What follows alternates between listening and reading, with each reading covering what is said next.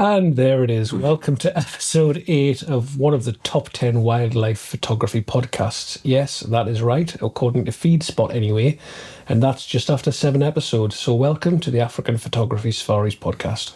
Although a lot of what we talk about is photographing wildlife in Africa, we do talk a lot about wildlife photography in general. And there's still a lot to take from our podcast if you're not absolutely Africa obsessed like we are. And also about wildlife in general too, not just specifically about photographing it. Yeah, definitely. In episode 7, we left you with a couple of cliffhangers. We said we'd return with part 2 of choosing a wildlife photography safari and also part 2 of Alan's wildlife wonder. That's not the yogurt from 2014 at the back of the fridge. It's where we talked about mammals and democracy.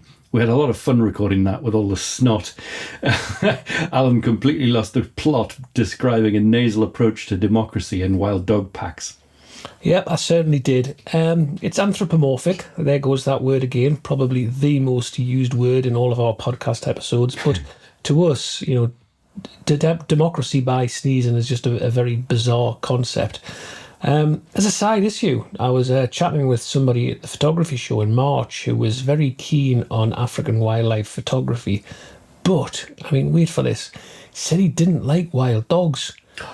I mean, I'll talk a little bit more about the 2024 photography show in a minute, but what's all that about? Doesn't like wild dogs? Maybe he thinks there's a bunch of Jack Russells trotting across the plains. Can you imagine it? They would never even just be able to see above the grass. That would be a bit rough. Oh, God.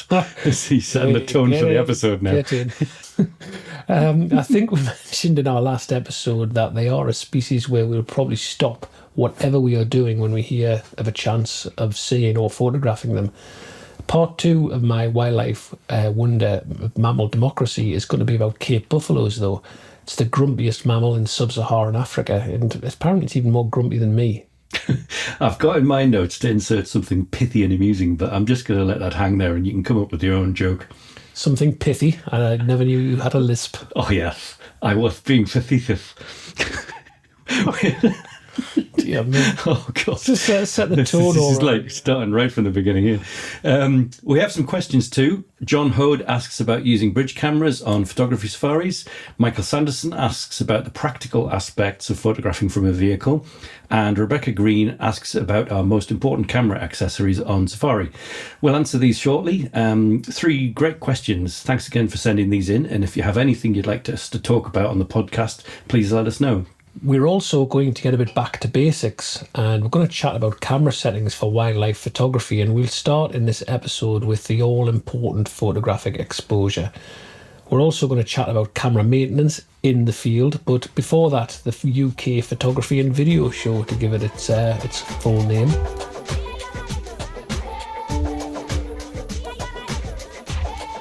This was when I was languishing in the Lake District, ricocheting between pubs and admiring the view. How was it? Was it busy? Anything catch your eye?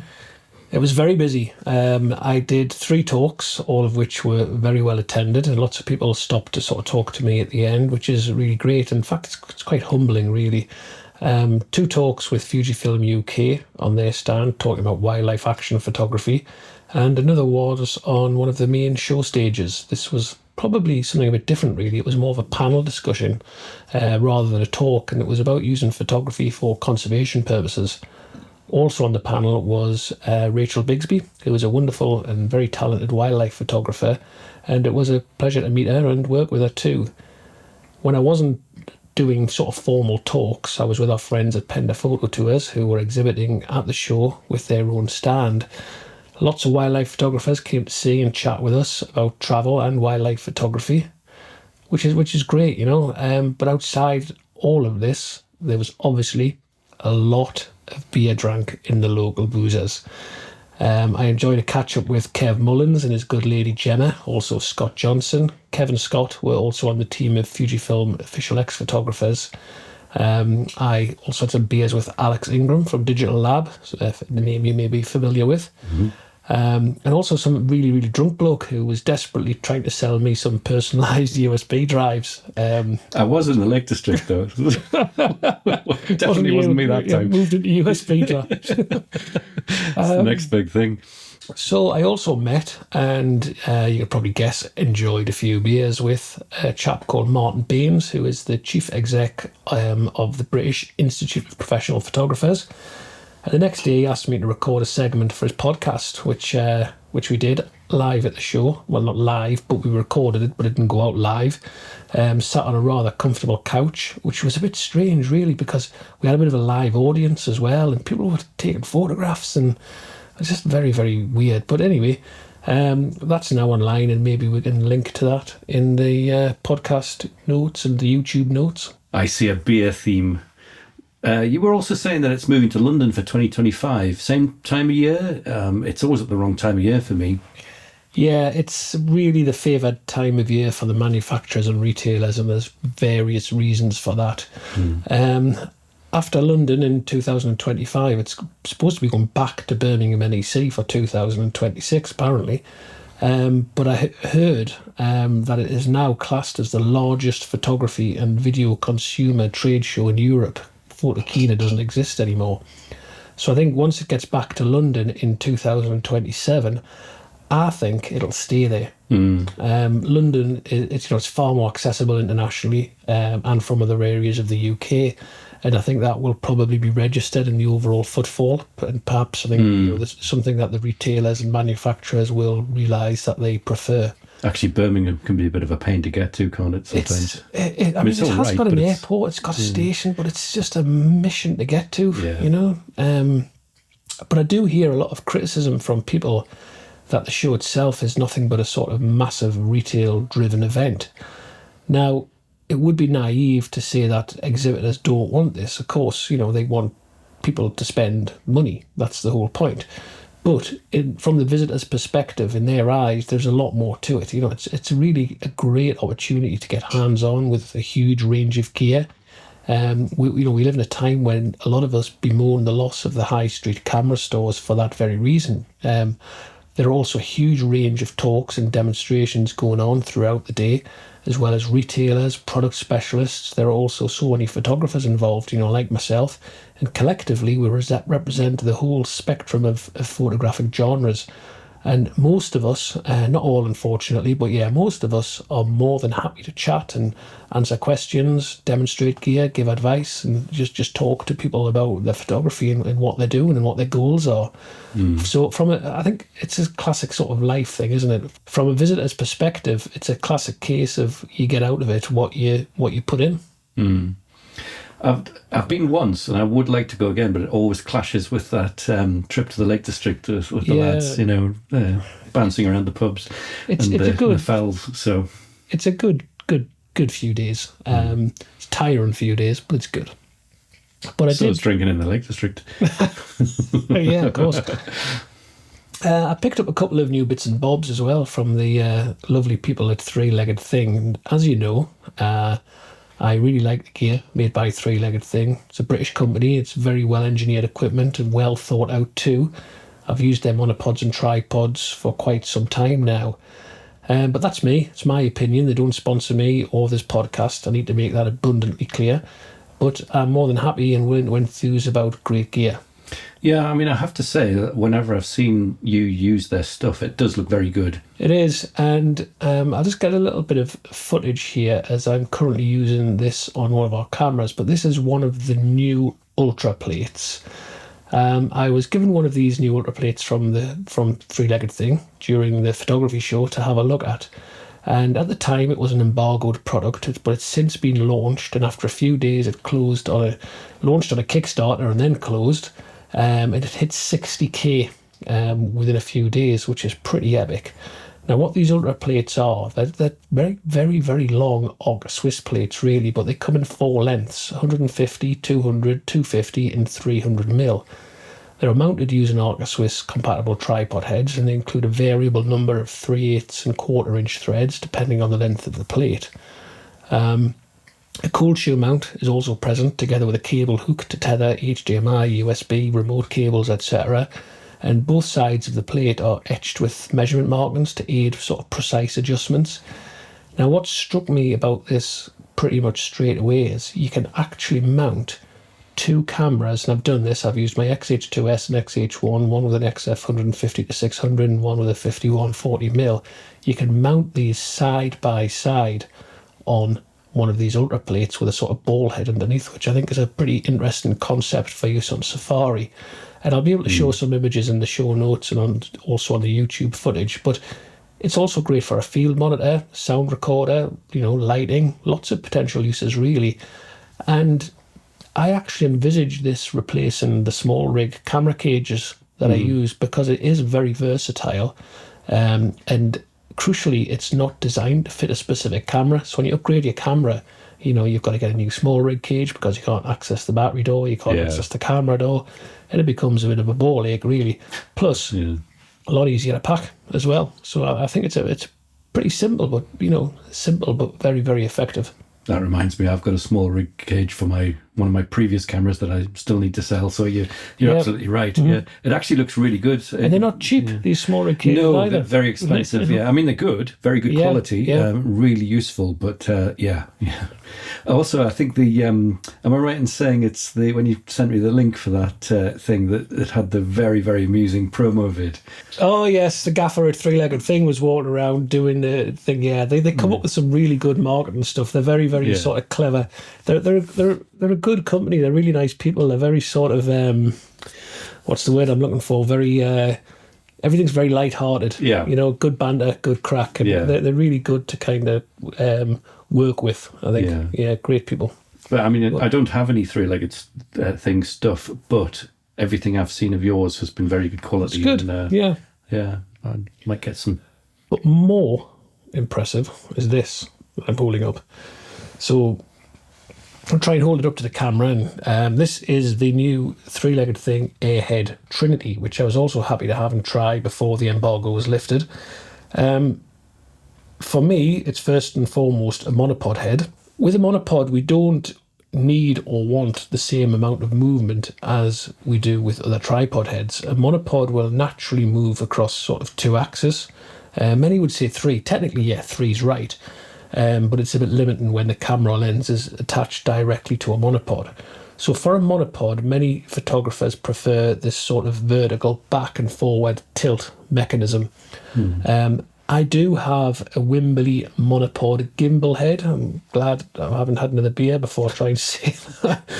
But the thing is, it holds the camera and the lens in such a way that the centre of gravity is like way off centre. So when you're using it, it feels lopsided. It's very sort of counterintuitive. It requires constant pressure to keep the monopod vertical. And I just struggle to get used to it. So crucially, this Airhed Trinity maintains the centre of gravity directly on top of the monopod. So I said that first and foremost, for me, it is a tilting monopod head, which is what I envisage using it mostly for. However, it also pans, but you can lock each of these pan and tilt movements to use them independently of each other. So you probably don't really want it to pan on a monopod unless you're doing video. But the fact that it does tilt and pan, and those movements can be locked independently, it also becomes a very small and compact pan and tilt head, which is absolutely great. I mean, look at the size of it. It's absolutely, I can fit it in my hand. Yeah, really compact.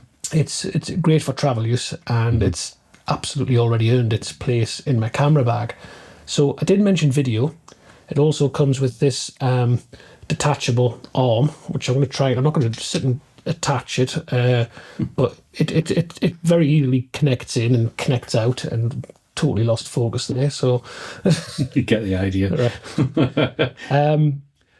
It comes out so you can use it for packing. It's very easy to pack because once it's connected, packing it in a camera bag is going to be a little bit awkward. But it's great to use. It allows it to be used as sort of smooth panning and tilting movement for video.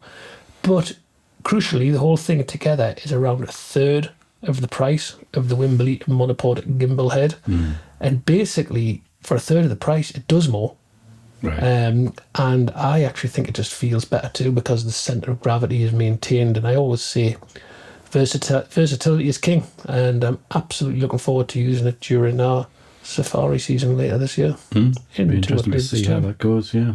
I've got some reviews on my own website of the Ultra Plates and the Airhed Trinity, so we can link these into the notes on the website and also in the YouTube notes too. I've also been doing an interview on the Fuji Love podcast. I think it's episode 149 or 150, I'm not really sure. It should be online now. Basically talking about my sort of journey into the Fujifilm system of cameras and how that has sort of affected and changed my wildlife photography. We'll link to that somewhere, somehow in the notes as well. So very, very busy. But you mean I'll link to it? Yeah, okay. Well, I'll do the website, you do the YouTube. Fair enough. Enough.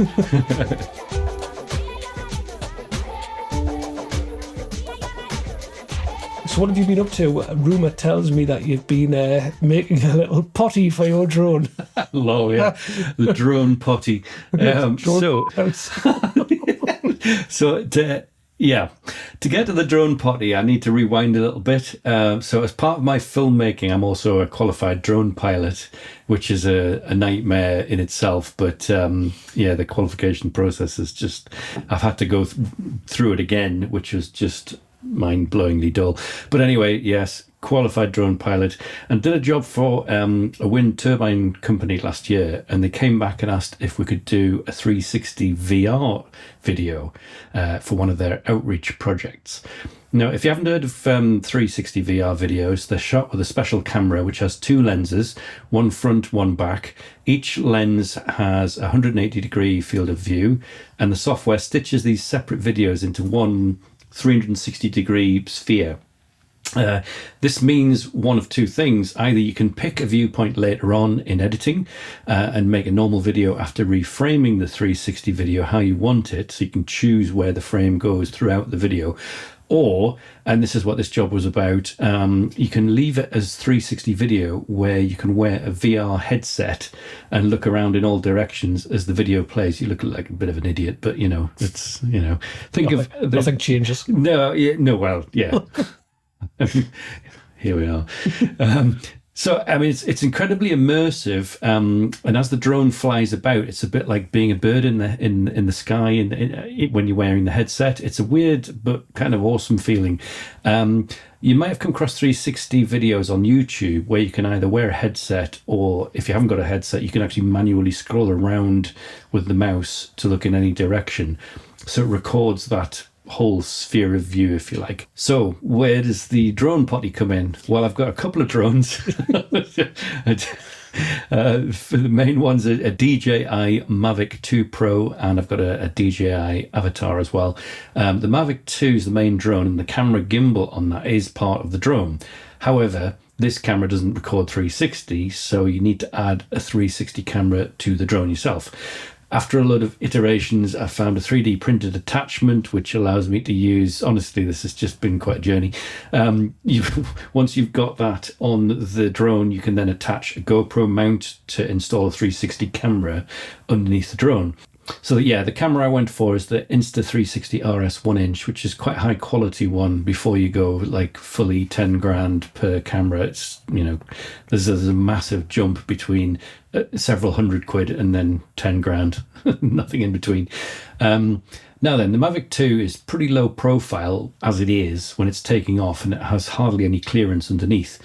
With an Insta360 underneath it, no chance of taking off. So options are either to hand launch and catch the drone, which is normally okay for this drone, but I didn't want to risk it with an additional camera underneath. It's kind of quite hairy as it is, but to have a 360 camera underneath as well and hand catch it, it's not advisable really. Or, drum roll, the drone potty. For those listening rather than watching on YouTube. This is a plastic box with a landing pad attached to the top. But because the camera dangles down so far underneath the drone, it has to have a cutout in the center. So the drone can take off and land from this box whilst allowing the camera to hang underneath. And yes, it looks something like you might want to put chemical toilet fluids in it, hence the drone Potty. Sponsored by Owen Pugh Thunderboxes. I don't think anybody outside the UK will get that reference. Thunderbox or Owen Pugh.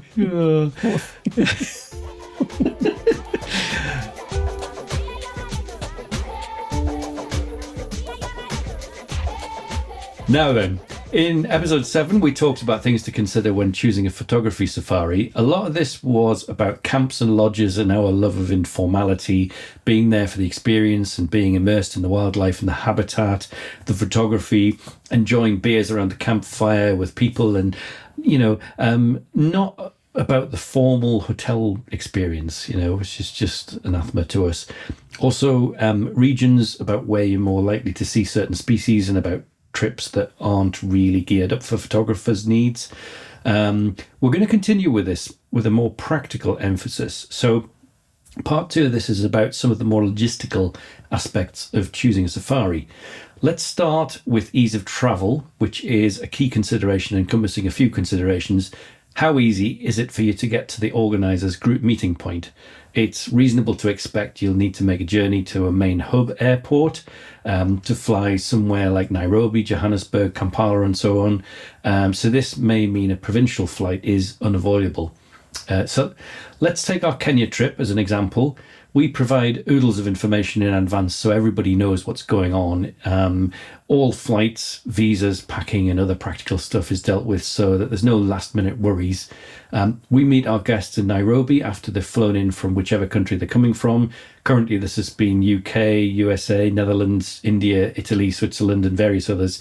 We'll give advice about exactly where and when to meet, and suggest an overnight hotel with a shuttle, so everyone can meet up, have an evening drink together, and then get a relaxing night's sleep before travelling on into the Masai Mara. I think as well, it's important to say sometimes that night in the hotel beforehand, it's useful just to have a sort of 30, 45 minutes, not just to meet people, but also just to have a little bit of a sort of chat about what kind of things to expect the next morning, because it's not a straightforward process, No, that's right. Yeah, so the next morning's leg is a road transfer together across Nairobi to a smaller airport called Wilson, where we board a plane that takes us into the Mara. Our Maasai guides pick us up from the airstrip in the vehicles and take us to camp and settle us in until we're ready for an afternoon game drive. But as Alan said, there's lots of sort of little intricacies that we've done this for so many years now that we know that it's useful to do such and such, or not useful to do something else. Obviously, this sort of trip will vary by country, by company, and the logistics of travel into the camp. Some companies prefer ground transport because it's cheaper and doesn't involve small baggage limits on the smaller planes. However, we always like to go by plane. It's much faster, much more comfortable, and we always like to add plenty of extra baggage allowance included in the headline price, so nobody has to worry about having too much gear. It's normal on the smaller aircraft to have a total luggage allowance of significantly less than what you'd expect on a normal international flight. So you might get 23 kilos, for example, for your hold luggage, and then another 12 kilos for your hand luggage. And it might be on Safari Link, when you're traveling to the Mara, you only get 15 kilos for everything, all of those put together. So you have to top it up with the extra allowance.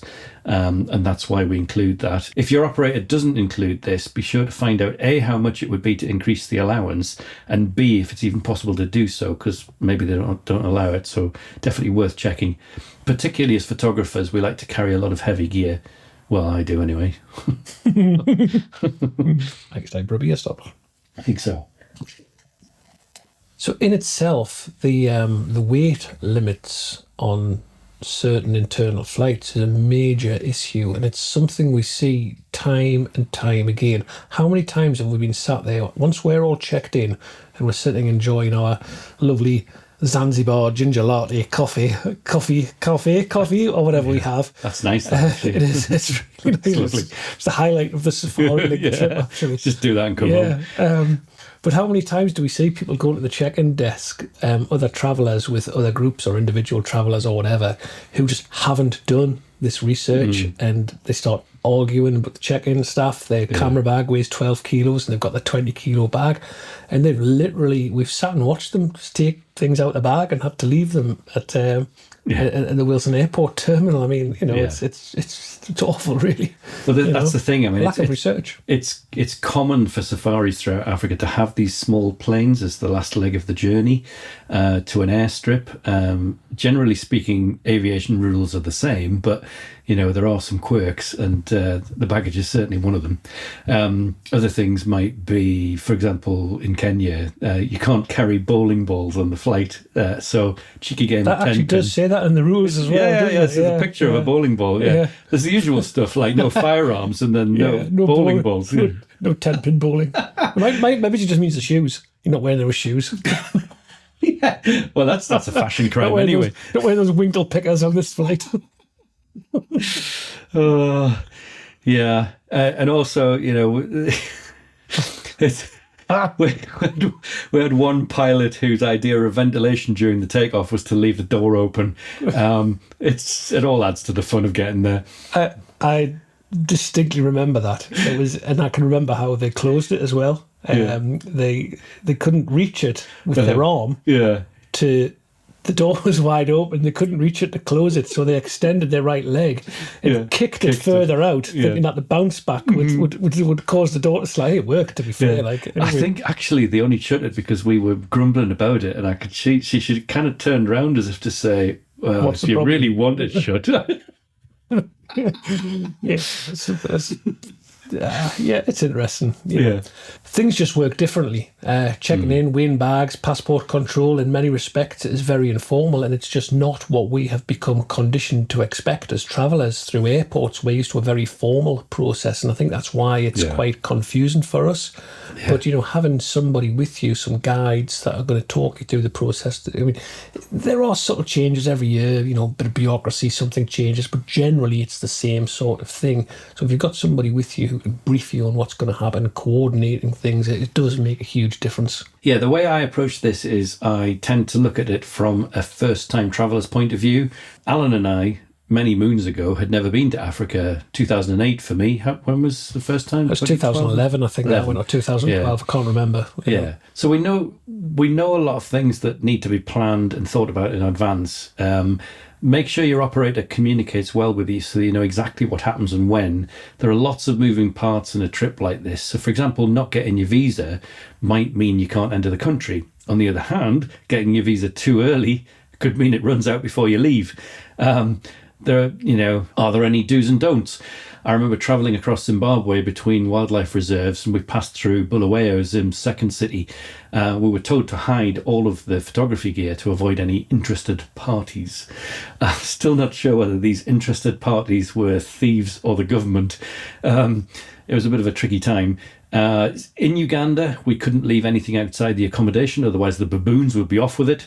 I have an abiding memory of next door's brightly coloured cushions being passed through the trees, never to be seen again. The glee on those baboons' faces was just brilliant. At what point are your tour organisers meeting you? We know some tours expect guests to make their own way to the reserves and even the lodge. That's not really fair, we feel, and it's certainly not practical for the Masai Mara. If you've got two groups coming one after the other, one of us will fly back to the main hub airport to bring in the next group rather than just let them arrive on their own. It's not difficult, but there's just lots of little moving parts that it's worth being aware of to make the whole thing much smoother. And, we try and help people as much as possible. I think as well, if there's not a lot of leeway for things to go wrong as well. And if people miss a transfer, they end up at the wrong place. The transfer goes wrong. You miss your Safari Link flight. It causes a great deal of problems, doesn't it? Yeah, absolutely. We've been there before. There are just things that you learn from being there time after time. Alan and I are very well travelled, but there's always still gotchas, for the seasoned traveller. Did you know, for example, that it's illegal to bring plastic bags into Kenya? And it attracts. I mean, people realise you can't take them in, but they don't realise that you can actually get a pretty exorbitant, never mind significant, a pretty exorbitant fine. Yeah. And it's, it's simple things, because you go to the airport, you think, I'm going to get my bottle of whiskey in for my week in Kenya, or my week and a half in Kenya. So you put it in your duty free bag, and all of a sudden you get to Nairobi. Well, you can't have that bag. No. These are things to sort of think ahead about. I've been on a flight where the KLM staff actually sort of said this, we're about to arrive. If you've got any plastic bags, you can give them to us if you want. Yeah, leave them on the plane. That's all you can do, really. We'll take them back. Yeah. Sometimes they give you a sort of paper bag to put them in, but it depends on the airline. Yeah. Depends on the airline, Road travel is patchy in some places on the continent. I mean, I know that's a really sweeping statement, as Africa is just enormous. I'm referring to the main safari destinations we've had experience of. I remember flying into Kampala in Uganda and being picked up by our local guide. The road out of the airport was beautiful, smooth, fabulous. But then after a few miles, it just ran out, presumably where the money had stopped. The entire rest of the trip was on dirt tracks, which is very common and obviously takes a huge amount longer to drive on, depending on the state of those roads. It's a good point to mention that if you plan to drive in the remoter parts of Africa for safaris, contact somebody locally if you can to work out how long the journey actually takes, rather than how long you think it should take. A trip that might take an hour on a UK motorway might take 6 hours on a track, and significantly longer if it's rained, or it might be totally impassable at certain times of year. Another consideration is wildlife fees. This might be in the form of reserve fees, conservancy fees, occupancy fees, or something else. Generally speaking, you're going to be in a protected wildlife area, and there'll be fees associated with that visit. They can mount up significantly, and there are additional fees if you're self-driving too. Sometimes they're all bundled into the accommodation fees. Be sure to find out before you leave, because you might end up paying a lot extra for something that isn't that obvious. I know when I calculate the gargantuan spreadsheet for our Kenya costs, that there are fees for the accommodation, the guides, the vehicles, and then the wildlife fees per guest, per vehicle, and even the Maasai guides themselves that we have to account for and pay for.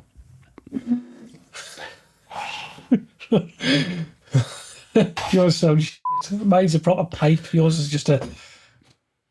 Hang on. Oh, that's all right. Ooh, that was pretty good. That's pretty good, that. Yeah, mine's much better. I broke my finger.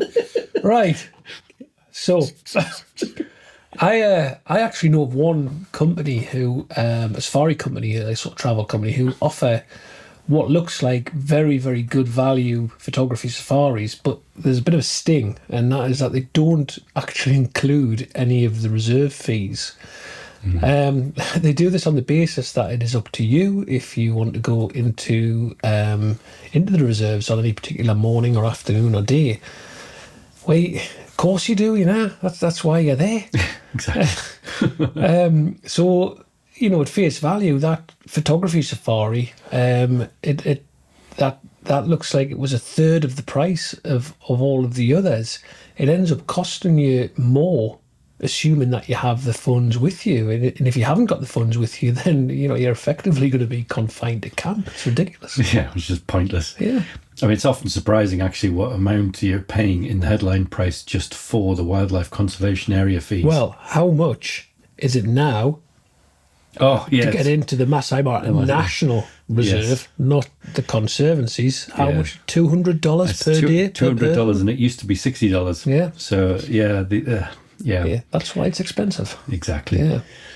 Anyway, I mean, it's okay that you have to pay for these areas, because what usually happens is that an original area of farmland or cattle grazing land has been changed into a wildlife reserve so that the wildlife can be protected, while landowners are compensated for not being able to use their land as they used to. This is the conservancy system in the Masai Mara, for example. Not all reserves are government owned, and the costs can vary significantly. Again, for convenience, we bundle everything up of that nature, so guests don't have to think about any of it. There are so many travel tips that we've accumulated over the years. We can't cover every useful thing in the podcast, but we do provide a really comprehensive information document for our own safari guests. There are tons of practical things to consider on a trip. Don't leave for a safari holiday without knowing the answer to these things. For example, where can I charge my camera batteries? Is there electricity all day? Is there any Wi-Fi? Hint, not much. Can I get my clothes washed, including my underwear? You know, that some places will do, they'll wash clothes for you, but they'll say, apart from undergarments. Do the showers have hot water? Are drinks included? What's the staff tipping regime? That's one of the most common queries we get, actually, before we even sent this out. Yeah. It's like, how much money do we need to put aside for tips? And that varies wildly from place to place, actually. What currencies are acceptable, and a whole host of other practicalities. Yes, it's actually a lot to think about and to prepare for. And I think as photographers, you know, we have this extra dimension to consider with the gear that we take and use. Photography is the primary reason we're travelling, and this massively affects the overall logistics of the trip. It's not a holiday or vacation in the traditional sense of the word, and as guides and trip organisers, we can't treat it like that on behalf of our guests.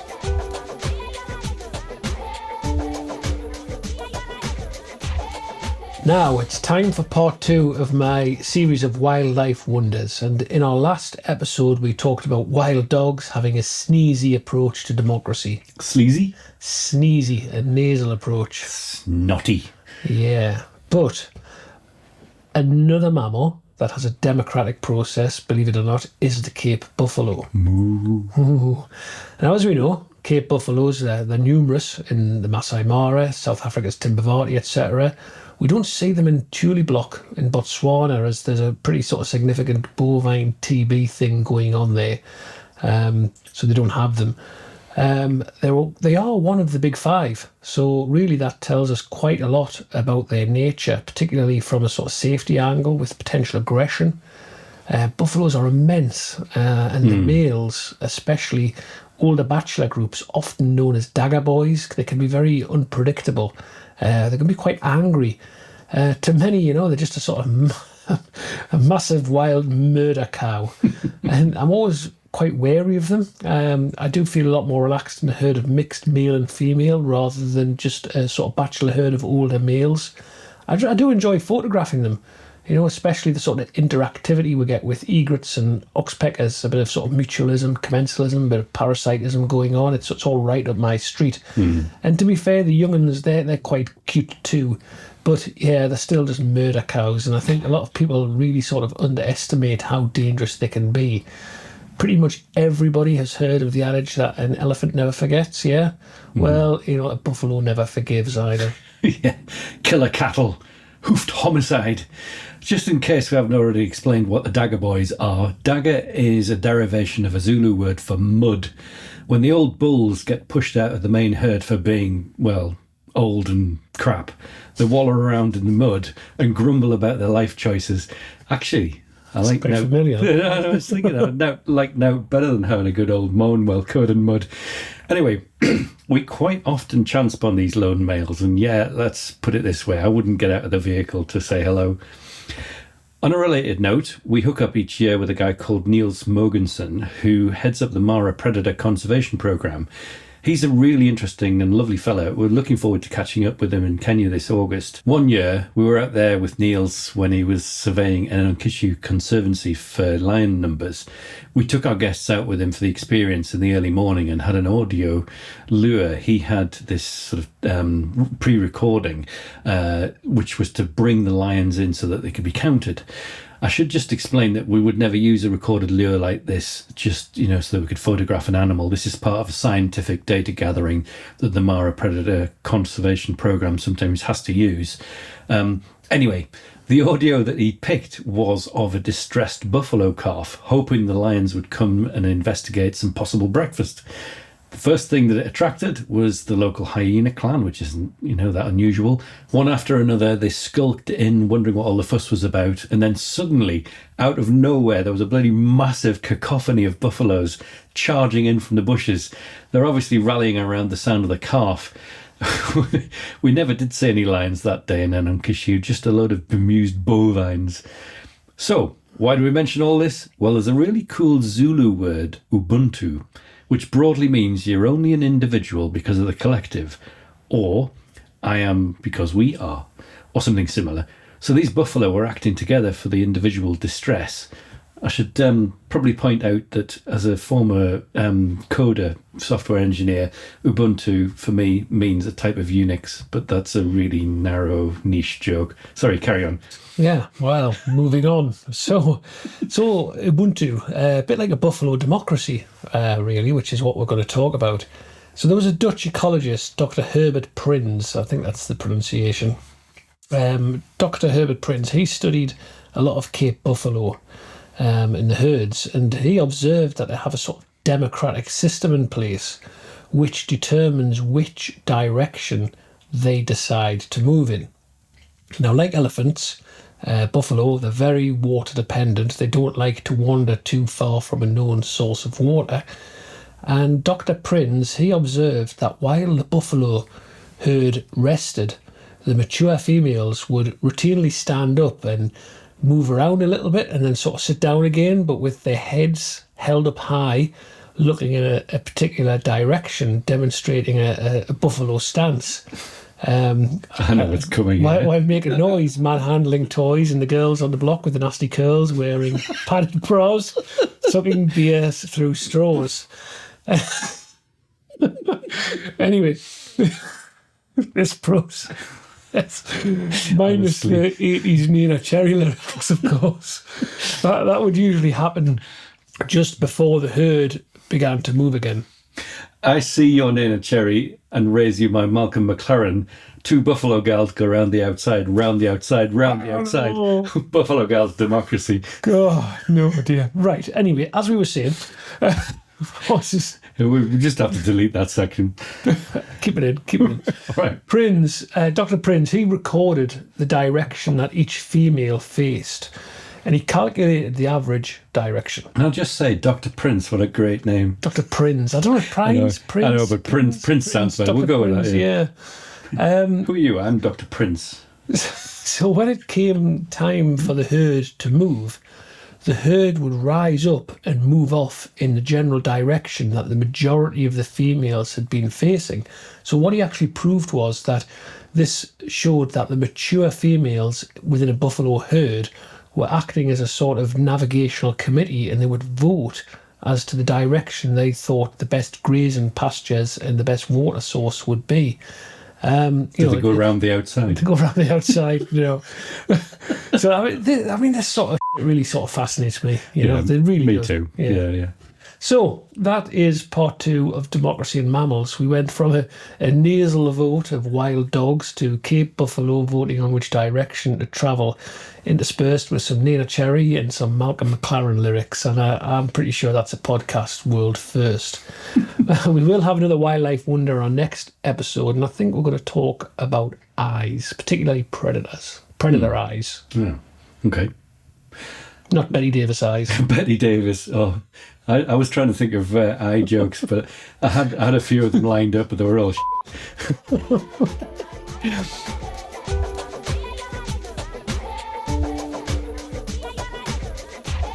Now on to a bit of camera maintenance. We had the dry subject of backups last episode, so let's try and bore you some more. We talked a lot previously about having a second camera body, not only to save changing lenses, but also as a backup option in case one of the cameras develops a fault. This leads us onto the topic of camera maintenance in the field.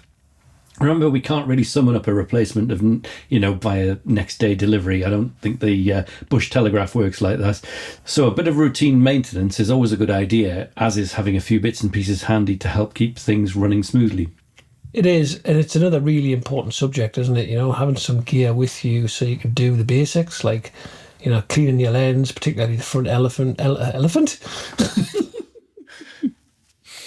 Sake. Clear the front elephant. Massive elephant. Particularly the front element to be. Not elephant. Not the front elephant.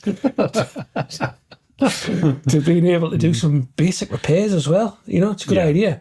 Yeah. A lot of people talk about dust being an issue when driving around, and it really is. But hey, man, I remember in Botswana last year, it was so dry, and it really, really did become a significant issue. And I would spend time each day cleaning my own lenses and camera bodies, and also cleaning them for guests as well. When you're looking through your viewfinder, you don't really appreciate just how much fine dust has settled on the lens element. And then when you take your camera, your viewfinder away from your eye and look at the front element, you think, wait, it can be quite surprising, really. Yeah. Alan's just poured the most frothy beer I've ever seen in my life. Hold that up. Hold that up to the camera. Jesus Christ. So what gear can we bring to help this? Well, lens protection covers as a preventative measure, either a dedicated sleeve type thing or even a shower cap so you can pop it on and off quickly. Top tip, when you're in the hotel, before you catch the flight, steal the shower cap. Nick the shower cap. Yeah, I've done that for years. Yeah. Yeah. So, but my favourite thing of all is a rocket blower. Hang on. Okay, keep rolling.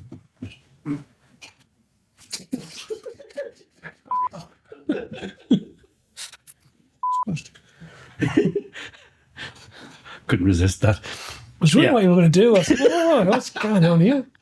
A rocket blower is a brilliant invention to blow dust off the lens without actually touching it. It's also spectacular for scaring cats. Surprising Allens. And surprising Allens. But I think as well, you've got to be quite careful with when you're buying these things, because you get some that are very good. I know the ones made by a company called Giotto rocket blowers are really good because they suck in the air and they've got a little bit of a valve. So you're not just sucking in the same shit that you're blowing out. Yeah. You know, or exactly. Blowing out the same shit that you've sucked in, whichever way you look at it, really, you know. I knew it's quite important. Yeah.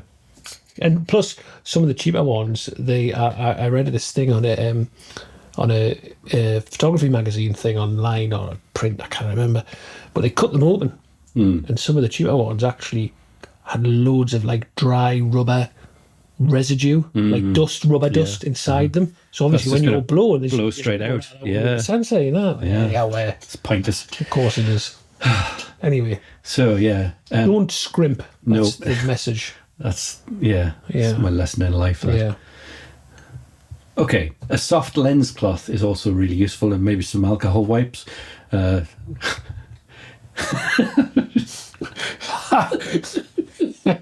Try to use the alcohol wipes for the purpose that they're designed for. Yeah, rather don't just sit there sucking them. Sucking the juice out of them. It's lovely with a bit of ice cream. Yes, splendid. A couple of hex keys, micro screwdrivers. A couple of hex keys, micro screwdrivers, just to tighten up the rogue loose lens mount, tripod foot, lens hood clasps. Believe me, over the time, all of these things come loose, and having a small kit of just the right size tools is important. I've even had to tighten the odd camera body screw in the field, those tiny fiddly little things with the ones where the screwdriver heads is made only from 4 atoms. A quick word of warning though, some tools you would be better off packing in the hold rather than the hand luggage. Anything that might be misconstrued as a weapon could get confiscated at the airport. Keep your camera gear clean, spend a few minutes after each drive, get the rocket blower in the... Hang on. Rocket blower... lens element. I just love these things. Get that on the lens element to remove all the dust before wiping it. Same on the body. Get into the dials and the switches where the dust will settle. Finish with a slightly damp cloth to keep the gear clean. And then have yourself a congratulatory beer and pat yourself on the back with a good job fettled. Speaking of beer. Absolutely, you know, but it is important. If you just spend a little bit of time doing a little bit of cleaning, you know, once or twice a day. Doesn't have to be constantly when you're out on drives, but just a little bit of discipline. Keep your lens element covered when you get back to camp or back to your lodge. Give your camera, give your lens a wipe. You know, you will save yourself so much ball ache, you know, really. So I too pack a few bits like this, especially the cleaning gear that always comes in useful. The alcohol wipes. The alcohol wipes are very, very tasty. Like I say, with a slice of ice. But a while ago, I did have somebody in Kenya with us who hired a lens, And when we got out there, it just stopped focusing. And it was a bit of a nightmare at first because that was the main lens. They hadn't really had much of a chance. They'd hired it. They hadn't had much of a chance to use it before they actually got out there. And eventually, thankfully realised that the mount had just become very, very slightly loose. There were some loose little screws. Don't know how it happened or whatever, but I was able to use some of the micro screwdrivers, these little tiny 4-Allen things like they're referred to, just to get it in, get it nice and tight again. And as soon as we did that, it was absolutely fine, perfectly operational. So it does make a difference. They're worth packing for the weight and size that they take up. Definitely. I mean, it happens more often than you might think. I've had exactly that happen to me with an old Canon lens years ago. The mounting screws had all come loose,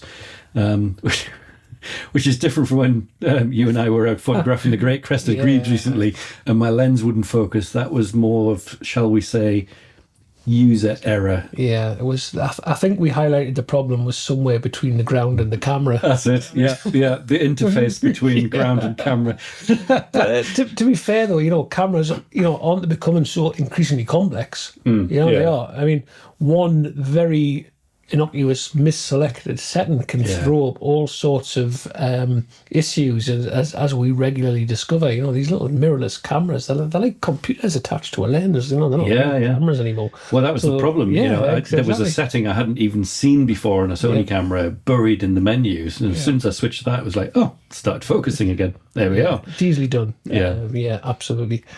So incidentally, I also pack a few, this is a bit extreme, but it has come in useful, a little few electrical fuses. As we know, sometimes camps and their power sources, they can be a little bit erratic. I like to use a surge protector, a little extension lead or something. And I've also given a couple of fuses out when we've had issues with camera chargers and things like that. If you can't charge your batteries, it's a major issue. And packing 2 or 3 fuses, well, they're very small, very light, and they really, really can be a safari saver. It takes nothing, really. Just nothing but foresight, isn't it? Packing tools, like you say, whole luggage, definitely good advice. I do remember on our way to Norway at Edinburgh Airport, the security guy, initially, he wasn't particularly happy with my thing of hex keys, but in the end, he was okay with it when I sort of explained what I wanted them for, and he could see that why we were travelling and we had lots of gear that relied on these hex keys to put together all the cages, the small rig bits and pieces. So when there was a genuine use for them, it was fine. But, other airports, other security people may not be that understanding. Yeah, there's a lesson for you. Don't try and hex the security. Hex. Harry Potter. I think I'd also add chargers in here. Make sure you have more than one way of charging your camera. Batteries usually come with a dedicated charger, although increasingly these days not. So if you do have a dedicated charger and that breaks or goes walkies somehow, you'll want another way of charging. Most cameras these days will charge a battery directly in the camera body via a USB cable, but you'll need to make sure that you can carry in the right USB cable and then a charger block. Alan and I usually we always have a multi-way USB charger, or even more than one, that can take various cables, and that keeps everything very, very flexible. Yeah, it might just be the sort of wires or something I use, but I always find that it's very, very slow to charge a camera battery in the body compared to a dedicated mains charger. Well, I guess it depends on what the amperage is. Like that. So but it's definitely you should, if you've got it, take it, bring it, definitely.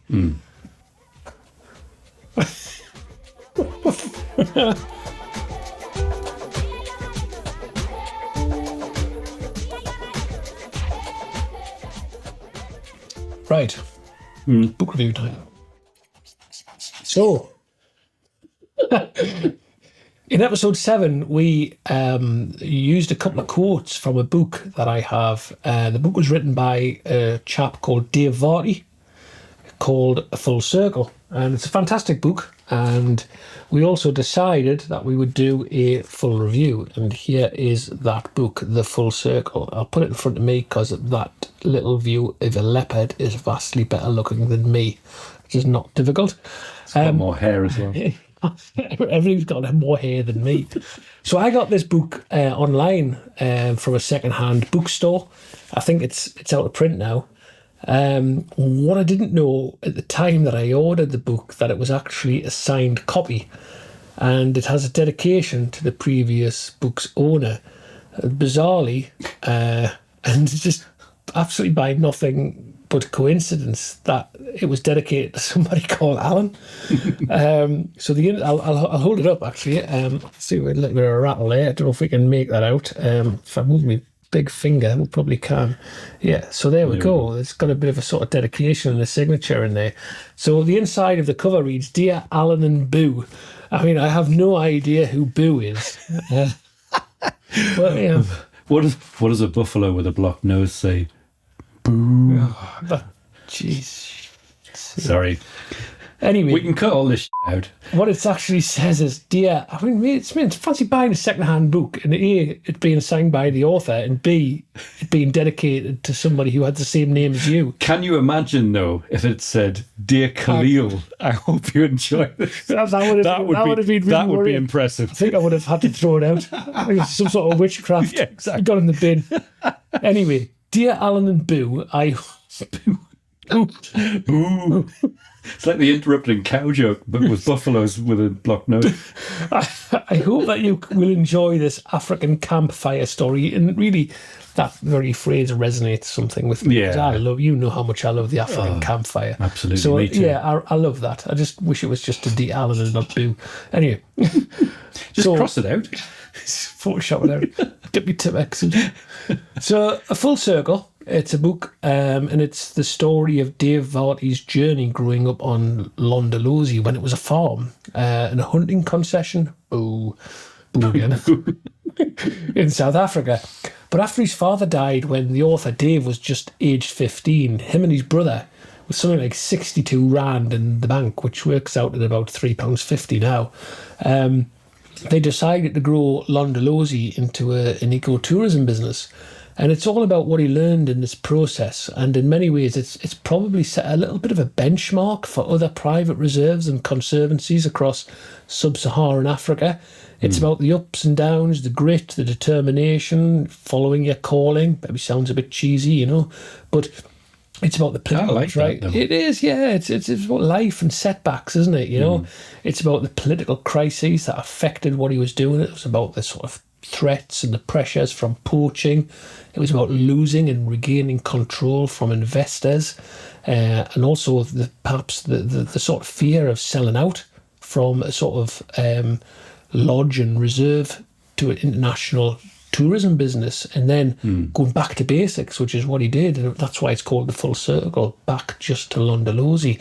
It really is it's a lovely read, and I'd certainly recommend anybody who's interested in the conservation of wildlife and its habitats in sub-Saharan Africa, especially from a sort of wildlife tourist point of view. It's a good book to pick up. Unfortunately, it is out of print, I think, but you can pick it up fairly reasonably from lots and lots of second-hand used book dealers on the internet. I think Amazon's probably got a few copies, but Goodreads and places like that, you know. Yeah. It's a nice read. It's a good book. It sounds like something I'm going to have to add to my book list. But before that's happened, I think what'll have to happen is you're going to have to write in it, "Dear Kaleel." Dear Kaleel, yeah. I'll add an extra page. Exactly. Yeah. It's bizarre how that sort of transpired. Yeah. Alan. So now, Boo. Alan Boo. Who is Boo? I've got a childhood friend called Boo. His real name was Paul, but you know. Oh, actually, the link, like.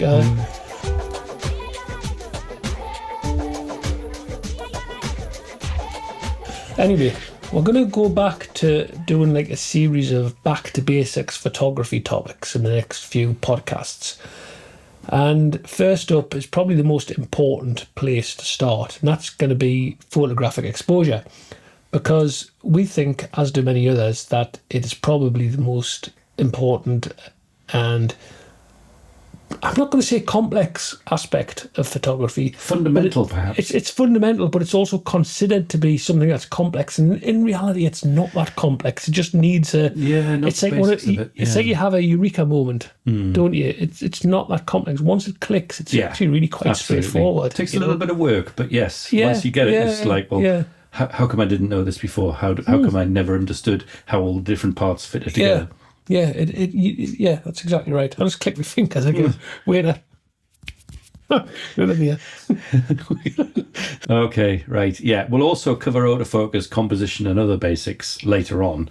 Exposure in photography is balancing the size of the lens aperture and the length of the shutter speed to control the amount of light that reaches the camera. So the camera sensor specifically. But if you're old school, that would be film. As the majority of us are using digital cameras these days, we're only going to refer to sensors. Sorry, film users or those with glass plates. I just heard a collective sigh of disappointment for all the 8x10 bellows camera users out there. Yeah, all three of them across the world. 2.5 of them, statistically. Actually, the principle of exposure is the same as film as it is with digital sensors, controlling the amount of light that exposes the photograph, how bright or dark it is. So that's the essence of it. I think with exposure, balance is the key word. The aperture is the variable size of the opening in the lens, which lets the light hit the sensor. It's measured in f-stops, f4, f5.6, f8, etc., etc. The lower the number, f4 for example, is the wider or larger the aperture is. So f4 lets in more light more quickly than f11. Yeah, I remember when I was first trying to get my head around this whole thing and exposure and f-stops and so on. The numbers just made bugger all sense to me. You know, what's this f/8 carry on? Technically speaking, the f in this phrase is focal length, f for focal length. It doesn't stand for f it, that'll do. Get the bleeper out. Yeah. Although, to be honest, f it, that'll do is probably, that would probably do. The reason it's f over is that it's the focal length divided by the number, but don't get too hung up about that. And before you drift off at the back, the reason I mention this is that it makes a bit more sense if you think of the f-stop as a fraction. What do you mean drift off at the back? I've drifted off at the front. You're just dribbling at the front. So 1/8 is like an eighth, 1/11 is like an 11th fractions. So if you have a bigger number on the bottom, I can see you dribbling. So if you've got a bigger number on the bottom, 8, 11, 16, and so on, the smaller the resulting number, because is it just me that likes maths? Anyway, because you're dividing by a larger number, the resulting number is smaller. The confusion comes in because it's not usually said as f/16. It would usually be just called f16. How to confuse something simple? Well, that's also a jet. Bigger, wider apertures letting more light more quickly than smaller, narrow apertures. Well, it's as simple as that. Exactly. I mean, that's the reason I mention it, is because people see the numbers getting bigger. That actually means a smaller hole. So, so the f-stop sets the size of the aperture in the lens, i.e. the hole the light comes through. So f16 is a smaller hole in the lens because, f4 dividing by 16 gives a smaller number than dividing by 4. Do you know what? I've lost myself even, so never mind. Yeah. So it's just a case of, I think the thing with f-stops, because it makes absolutely bugger all sense first off, just kind of get used to messing around with it. Eventually you'll understand that, what f2.8 means compared to what f16 is. It's just one of those things that makes no sense, but then you'll get it. I have to admit, I have never, when I'm using a camera, I have never ever thought about it in that context, about f being focal length. It's just f4 is exactly wider than f5.6, is wider than f8, f11 is narrower than f8. Yeah. Yeah, it's... The thing is, you could go into the maths of it, and each stop is, so one stop is like 1.44, something like the square root of 2 or something like that. It's some mathematical thing. I can't remember exactly what it is. You don't have to remember that. It's pointless. You just get used to it. So anyway, so a smaller hole, a smaller aperture, lets less light in. So exposure will be less, brightness will be less. Now then, shutter speed is the other primary way of controlling the amount of light to hit the sensor. If the aperture is the size of the hole that lets the light in, the shutter speed is how long that hole stays open to let the light stream in continuously. Measured in fractions of a second, like a tiny 1,000th of a second, all the way up to several seconds, shutter speed is how long the camera shutter opens to allow the light to come in through the aperture to reach the sensor. Fast shutter speeds let less light in because they're not open for very long. Longer shutter speeds let more light in, which makes sense. The longer the sensor has light falling on it, the brighter the image will be. Let me explain this using another way, using beer as an analogy. Yeah, because, sometimes wisdom absolutely does come in pints. Precisely. Speaking of pints. Yeah, well, yeah. Cheers. Cheers. Mine's empty. Sort yourself out. So, imagine a keg of beer on a shelf and a beer glass down below. If you attach a thin straw to that keg, it's going to take a long time to fill that pint. You're going to get really pissed off that, fellow me lad to your right's got his pint before you have. Because his straw was F4 and yours is only F11. Exactly. This is like having an aperture of F16 or F11, a small hole in the straw. In this case, you'll have to wait a long time for the pint to fill, and this time is like shutter speed. Time is how long the flow. I'm losing myself here. It's a slow shutter speed because the beer flows for a long time. Think, however, about attaching a drain pipe to the keg this time. This is more like it. The diameter of the pipe is much, much bigger. A large aperture, if you like, maybe f2.8 or f2, f1.4 if you fancy. So lots of beer will flow very, very, very quickly down the drain pipe and you'll fill up the glass very quickly, a much shorter time. And that's the same as having a fast shutter speed with a large aperture because the bore of the pipe is... Oh, do you know what? It's one of these things that I've heard it explained so many times, and I've explained it to other people. Sometimes people get it instantly. Other times people glaze over, which I'm afraid is something that happens to me quite a lot.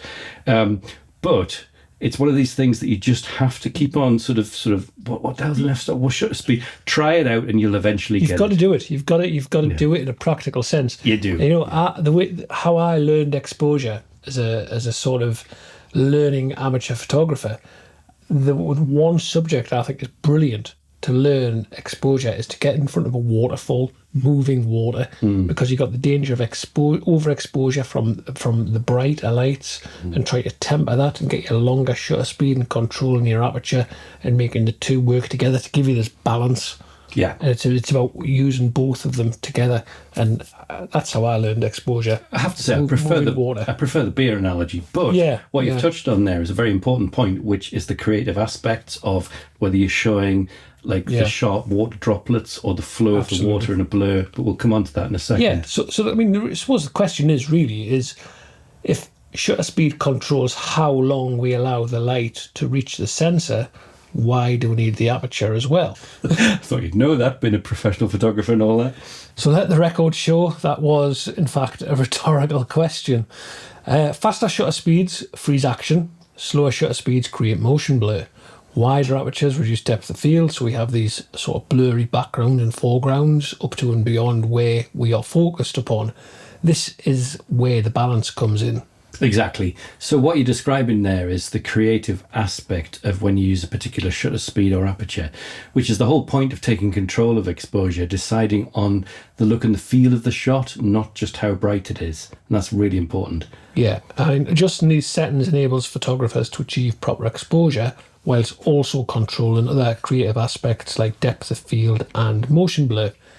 If you want a classic wildlife portrait, for example, this blurry background, generally you have to shoot with a wider aperture. This means we're going to enable lots of light to come into the camera. We have to have a faster shutter speed, otherwise there's a danger of overexposure. If you want to maximise background and foreground detail, you may need a narrow aperture like f11 or f16 or more. This means that you have to have a longer shutter speed or risk probable underexposure. On the same theory, if you're freezing fast action, you need a fast shutter speed, so you generally need a wider aperture to get that light in, otherwise there's a risk of underexposure. Now, I keep saying generally or possibly, because it depends on the light that we're actually shooting in. It always the depends, doesn't it? Yeah. There's always exceptions to the theory, isn't there? I mean, I've photographed Arctic terns in flight on the Farne Islands, and I've used f11 or f13 because it was very, very bright ambient light, and a white bird is reflecting a lot of light back into the camera meter. Yeah. And here's where the compromise arrives, because you don't always have a lot of light to play with. Great if you're on the Farne Islands and it's like mid-June, you've got loads of light. But in fact, it's kind of the story of a wildlife photographer's life. Not enough light. Or too much light. Or too much. No one ever happy. Never happy. That's actually, I have to say, that's not usually the refrain. It's like, why is there no light? If you want everything in focus from front to back in the image, you might want f11 or f16. That's a creative choice. So if you're a landscape photographer, for example, you might be more used to working with really narrow apertures like f22 and so on. If you're pointing your camera at a small bird in a shady shrub, chances are you'll have a low light situation. So what do? Well, apart from the fact that in general, a small bird in a bush doesn't look very good at f22, you'll have to make a compromise. Chances are that if you're shooting at f22, which is a small aperture, small hole, you'll need to compensate for the small hole by leaving the shutter open for very long shutter speed. The problem here is that, the little strawberry nipple warbler you're focused on is what? Strawberry nipple warbler you're focused on is probably moving around continuously, and that means blur. If you think about it, the shutter's open for, say, 500th of a second, and that's such a tiny amount of time that anything moving won't have much of an effect, because it won't have had much time to move around within the period of time that the light is coming into the lens. Consequently, if you have to compensate for your f22 by slowing the shutter speed down to, say, 1/4 of a second, the strawberry nipple warbler could have done a somersault in that time. Is that onomatopoeic? No, it's not an actual bird, but it is in my head. The movement during the period of the shutter is open means motion blur. To get around this, you'll have to increase the aperture of the lens. No problem, you think. I'll change the aperture from f22 to f1.4. Lovely, wide open, loads of light, problem solved. Well, it is if you happen to own a big lens that is enough to open wide to f1.4.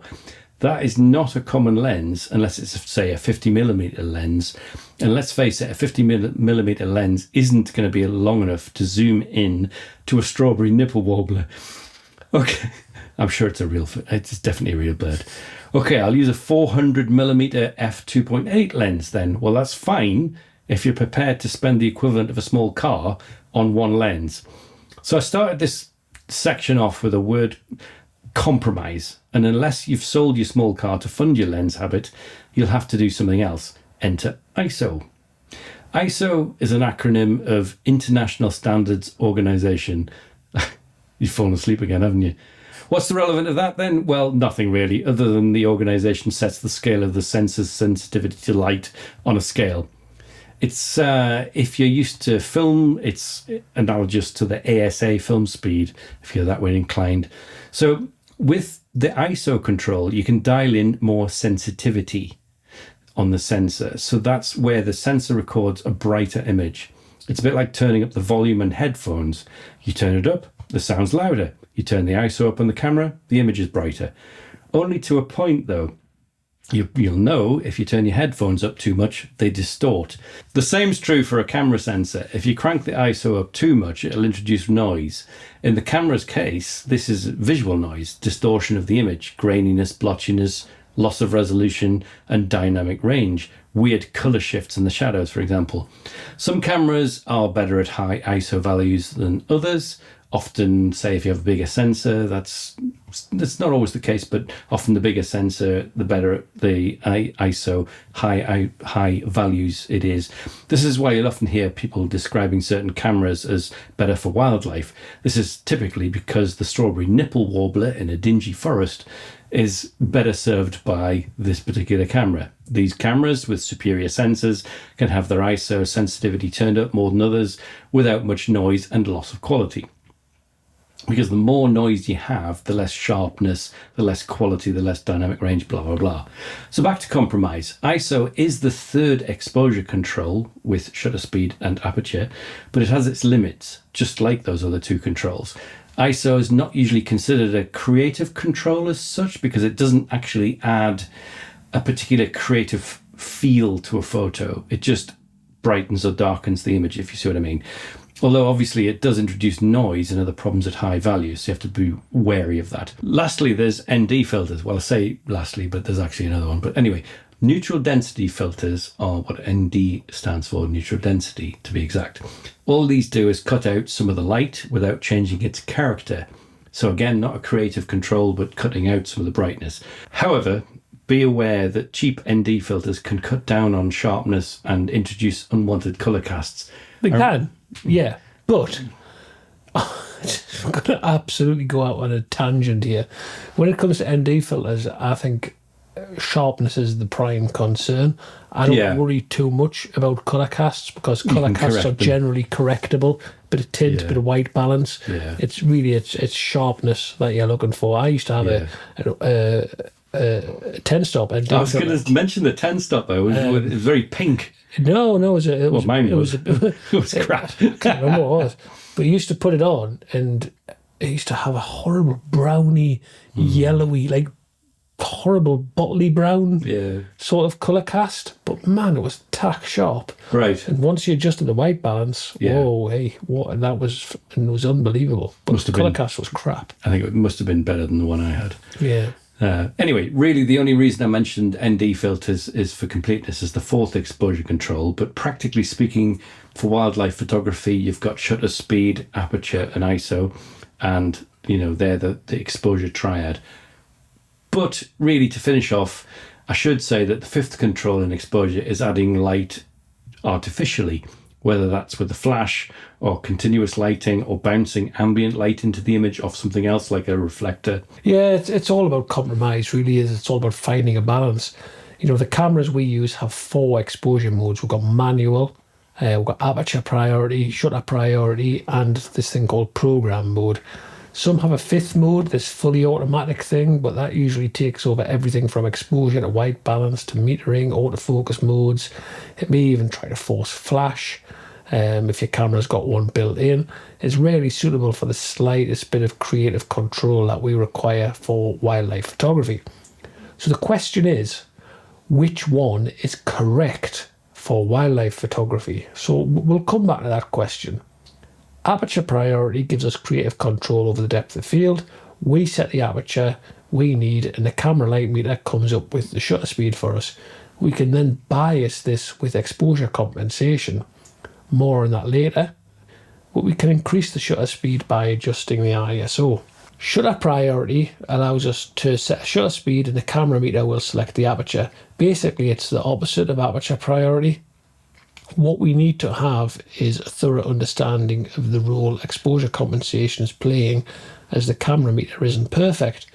It'll get us in the ballpark, but with either shutter speed or aperture, we still need to fine-tune it in many situations, and we will do this by using exposure compensation. In aperture priority, negative exposure compensation actually increases the shutter speed, allowing less time for the light to reach the sensor, therefore making it darker. Positive exposure compensation slows down the shutter speed, allowing more time for the light to reach the sensor, thus making it brighter. So that leaves program mode and manual mode. Program mode is, well, to be honest, I never use it, and I had to look it up to remember precisely what it does because I haven't used it for decades. The reason I don't use it is because it takes too much control away from the creative process. And, the camera adjusts both the aperture and the shutter speed to get the correct exposure. If all shutter speed and aperture did was change the brightness, this would be great mode, be fine. But as we found earlier, shutter speed creatively controls how much or how little motion blur there is in the image or how sharp it is. And aperture controls how much depth of field there is, whether everything in the whole image is sharp at once, or whether just maybe the elephant eye and everything is sharp, and then everything else is blurred out. That's the sort of creative control you have with aperture. Both of these things have a huge effect on the look of the photo, and I'd urge you not to let the camera to make the decision. So boycott program mode and use aperture priority or shutter priority, or use manual mode. If you're new to photography, this may seem like the scariest exposure mode. The thing is, it's also the most creative. The camera is letting you, the human, specify exactly the shutter speed and the aperture that you want, so you can create the photograph you want. You're not just taking a snap, you're creating a photo. Manual mode does have the disadvantage that the camera won't alter any of its controls to make the exposure work. You have to do that yourself. I use manual mode almost all the time, not because it's hardcore or because I'm cool or anything, because I'm definitely not. It's because it's the most creative way of taking control of your camera. Yeah, my preference is to use aperture priority. Kaleel, I think you're a manual shutter speed and aperture with auto ISO taking up the slack. Is that right? Yeah, definitely. So that's the caveat I failed to mention. The reason I use manual mode is because I can also use auto ISO. So auto ISO is where you tell the camera to change the ISO sensitivity to compensate for the manual shutter and aperture settings. So for example, it means you can set an 800th of a second of shutter with f5.6 or whatever, because that's how you want the image to look. You've chosen that. But crucially, the exposure will still be correct, because the camera will allow you to change the exposure based on the control for exposure compensation. Remember that ISO isn't a creative control in itself. It doesn't add a particular look to the shot, except if you crank up the noise and it's, too noisy. But here's the beauty of using this mode. Although it doesn't work with every single camera, which I'll explain in a second, in manual mode with auto ISO, the exposure compensation control moves the ISO up and down so you can fine tune the brightness. For example, if you're photographing a bird flying against a bright sky, you want to increase the exposure compensation to balance the fact that the camera's meter will almost certainly underexpose this bird because it sees the bright sky and it thinks, oh, better drag that down. You need to boost that up by a stop and a half, 2 stops, whatever. And in this case, exposure compensation will increase the ISO to brighten the image. Just be aware that there are limits to each sensor's capability to push the ISO high before noise starts to creep in, and every camera is different. And on that bit about some cameras not working with manual plus auto ISO, I've come across some Canon cameras where I've been trying to teach people about this technique, and when we've gone to assign the back wheel of a Canon camera, not all of them, but some of them, to bias the exposure compensation up and down, which in manual it changes the ISO. There's no way of doing that because some Canon cameras don't allow you to do that. That if you're in manual mode, they are just changing the shutter speed on the back dial. It's not all of them by any means, but you just have to be aware that you can't use that on every single camera. Ooh.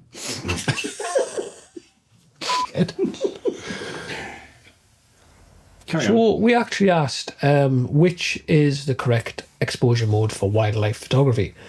In theory, that's the caveat. I think manual aperture and shutter, as you should with auto ISO, I think that is the way forward. Possibly. But it isn't the correct one. No. Okay, so I believe that there isn't really an absolutely correct mode.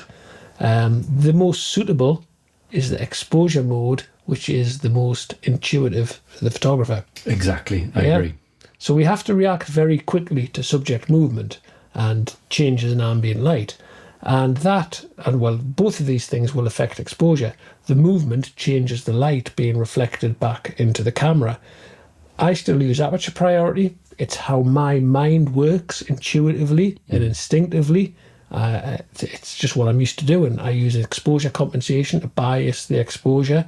I adjust the overall shutter speed using ISO, 2 command dials, front and back. And yeah, it's probably more work, but it makes sense. It's how my mind works, and it's instinctive to me. Yeah, I totally get that, and I'm completely with you that there's just not there isn't one single way. There's not one right answer. I've used manual with auto ISO for years now, and I'm used to it. You're happy with aperture priority, and you get just as good results as I do because you're used to it. In some specific circumstances, I think it's probably worth mentioning that shutter priority is a good mode if shutter speed itself is critical, but the aperture itself isn't critical. I very rarely use it though. I don't either. Never. No, I don't think I've ever used it, to be honest. Oh, actually, I do have an opinion on what is the wrong mode. Yeah. And that is either program or auto. Just don't do it. Yeah, we'd agree there.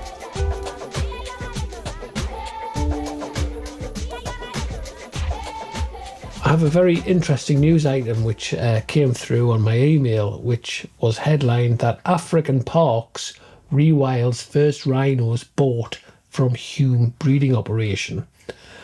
I looked at this, and I think the background of this story is actually a lot more interesting than the headline itself.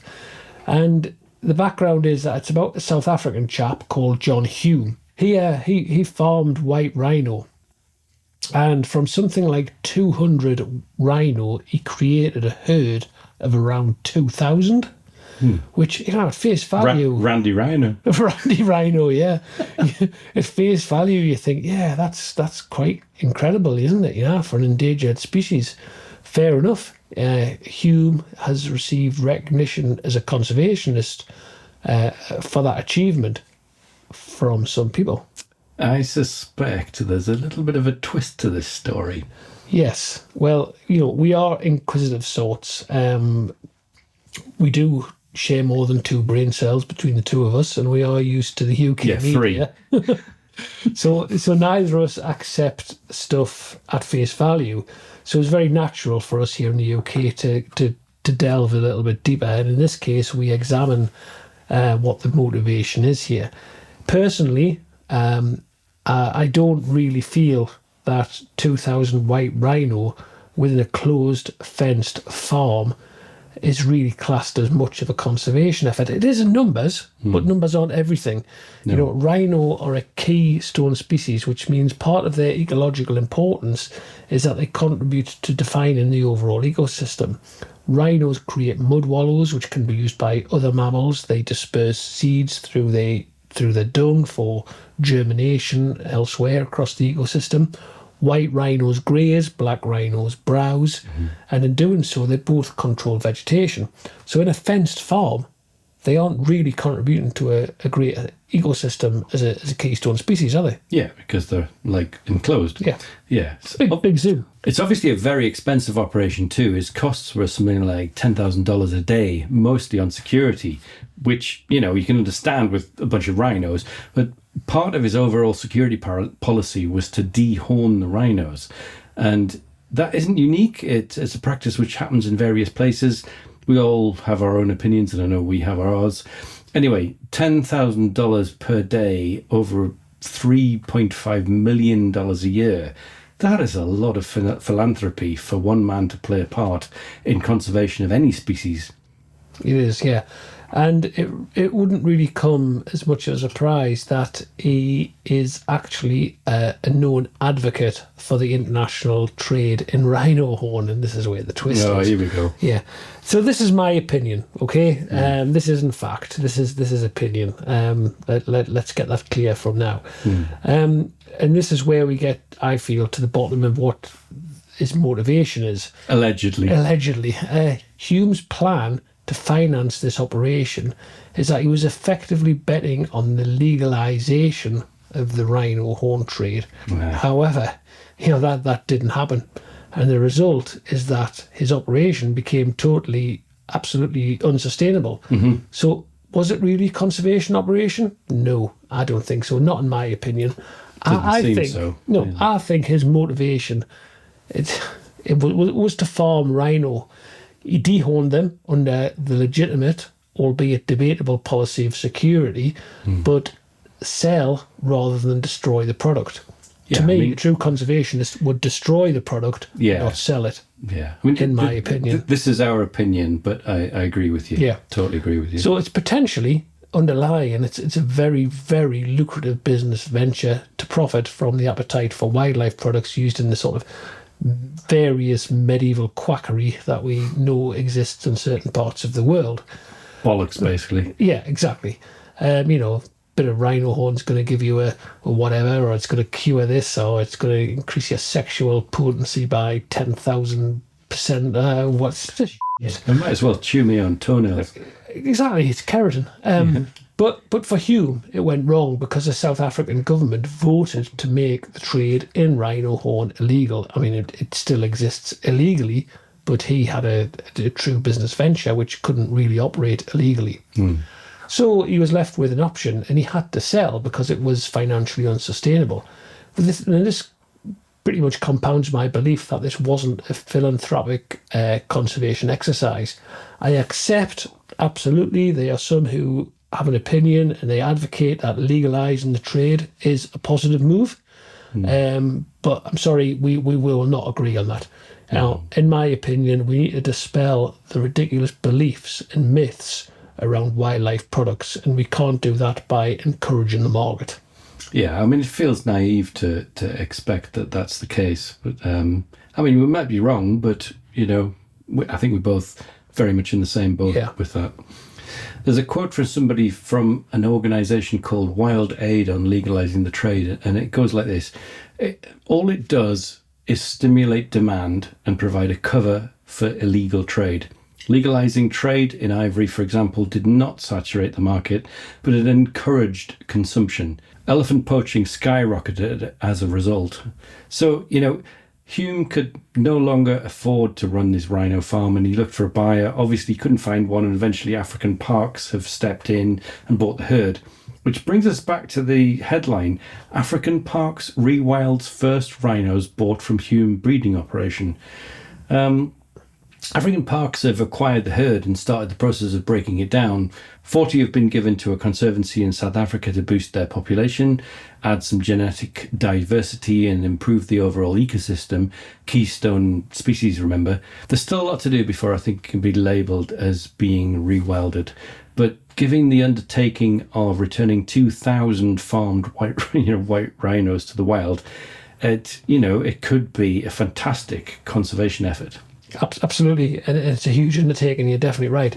It does remind me of an incident a few years ago when Kenya Wildlife Service, they moved just 11, which I've seen just 11. That is a big undertaking itself. That's a massive operation. Yeah, huge. They moved 11 black rhino from Nairobi and Nakuru National Park to Tsavo. 10 of them subsequently died. Yeah. Dear me. And that was due to salt poisoning, dehydration, and stress was also thought to be a bit of a contributing factor. Yeah. Mistakes will be made, I'm sure, but part of this is a huge learning process, and hopefully all of these agencies and conservationists involved, they'll be able to use past and future experiences to make these wildlife rewilding and relocating exercises a bit of a conservation success. Hopefully.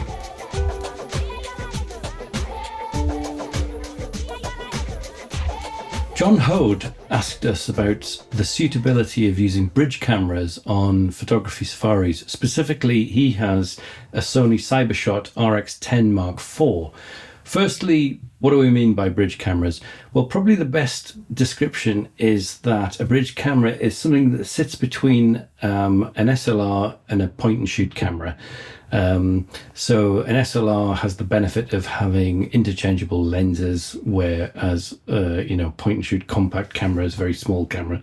In fact, does anybody even use those anymore? But anyway, a bridge camera is in the middle where it's still all one system, and it often includes a zoom lens, but they're often quite these days they're actually quite high quality. There's no reason why a bridge camera isn't suitable for a safari, as long as the focal lengths are long enough and they're versatile enough. They're usually lightweight and easy to pack. I'd make sure that there was manual exposure control. We were just chatting about that. I think that's quite important. Modes like aperture priority is available. and I would also look to see if it was suitably sealed for dust, etc. It often comes under the term of weather sealed, but it's not weather. It's basically contaminants, bit of isn't it? You know. Yeah. Optical stability is something that's worth looking out for too. Yeah. Variety of focus modes are two, really. We're just looking for the range of features. We're used to that in interchangeable lens cameras, but with the built-in zoom lens, they may or may not have that. I think, generally speaking, I think they're a good choice. I'd also be sure I had a spare battery or two as well. Yeah, that's a good point on batteries. I think the electronic zoom mechanisms can be a bit of a burden. We're used to having a bit of a manual twist on our lens. We twist left or right depending on your manufacturer to zoom in and out. But a lot of these cameras have an electronic zoom with a button on the body, goes sort of T to W. You often telephoto to wide, but because you have this sort of mechanism, it's battery driven rather than manually driven. That's an extra burden on the battery. Yeah. Now, there will, of course, be many people who would say the sensors are too small. And maybe they've got a valid point in some respects. I get that. But it doesn't really matter, if the photographer who owns that camera, if they know the limits, then that's fair enough. They're used to using that. And I think the Sony camera that John actually refers to has a 1-inch sensor, which is a bit of a boost from the bridge cameras that I remember. That's actually quite large. That tiny. It's not quite APS-C. No. It's not far off it, though, to be fair. So, I don't see why there can't be a reasonable camera to use, which is just not something that we often come across. No, but I think it's worth remembering that, camera tech gets better and better every year, whilst we personally would always prefer an interchangeable lens system. If the quality is good enough and the camera lets you take control, I keep coming back to that, sort of the creative control aspect of it. It's like you are taking the photo, the camera isn't taking the photo. As long as you can take control, whether that's manual mode or aperture priority, shutter priority, whatever works for you, then that's the key for me. If it has those overrides and it's a reasonably decent camera and you're happy with it, then it's a good camera. Yeah, absolutely. Yeah, definitely. I think the way my back and shoulders and things are going, it'll probably not be long before I've got one. Well, I think that's interesting, isn't it? Because we both were used to systems where we had very large, bulky SLR systems, and we've both moved over the last several years to mirrorless cameras, which are much, much lighter, much smaller. And, the initial thing, it's a bit like that sort of argument. It was like bridge cameras, it's not professional. Well, originally, the whole thing about mirrorless cameras was, it can't possibly be any good because it's just too small. It's like, well, off. Who cares? If it's good quality, it doesn't matter what size package it comes in. Absolutely. So going into a slightly separate sort of discussion. No, I think it's fair enough,